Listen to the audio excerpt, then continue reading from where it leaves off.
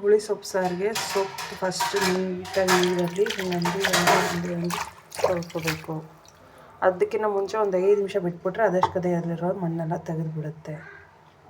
ಆಮೇಲೆ ಹುಳಿ ಸೊಪ್ಪಿಗೆ ಬೇಕಾಗಿರೋವಂಥ ಸಾಮಗ್ರಿ ಫಸ್ಟು ಸೊಪ್ಪು, ಜೀರಿಗೆ, ಉಪ್ಪು ರುಚಿಗೆ ತಕ್ಕಷ್ಟು, 2 ಈರುಳ್ಳಿ, ರುಚಿಗೆ ತಕ್ಕಷ್ಟು ಖಾರ, ಕರಿಬೇವು, ಹುಣಸೆಹಣ್ಣು, 1 ನಿಂಬೆಹಣ್ಣು ಗಾತ್ರ, 2 ಬೆಳ್ಳುಳ್ಳಿ.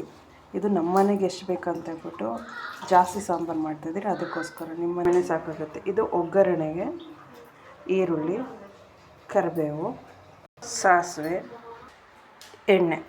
ಒಗ್ಗರಣೆಗೆ 2 ಸ್ಪೂನ್ ಅಂದರೆ ಸಾಕಾಗುತ್ತೆ. ಈಗ ಮಾಡೋ ವಿಧಾನ, ಇದೆಲ್ಲ ಇಂಗ್ರೀಡಿಯೆಂಟ್ಸ್ನ ನಾವೇನು ಮಾಡಬೇಕು, ಸ್ವಲ್ಪ ಒಂದು ಅರ್ಧ ಗ್ಲಾಸಷ್ಟು ನೀರು ಹಾಕಿ 10 ನಿಮಿಷ ಬೇಯಿಸಿದ್ರೆ ಸಾಕು. ತೋರಿಸ್ತೀನಿ. ಒಂದು ಕಡ್ಡಿ ಪಾಕೆ ಕಡ್ಡಿ ಚುಟ್ಬಿಟ್ಟು ಮೆಣಸಿನ್ಕಾಯಿ ಬೇರೆ ಇಟ್ಕೊಂಡು ಹಂಗೆ ಇದು ಮಾಡ್ತಾರೆ.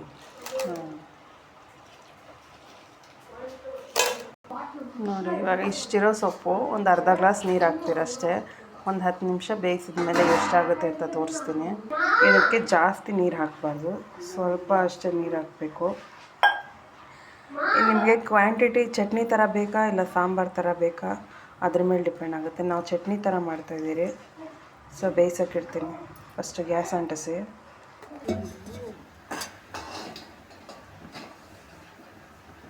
ಲಿಡ್ನ ಕ್ಲೋಸ್ ಮಾಡಿ 10 ನಿಮಿಷ ಬೇಯಿಸಿ.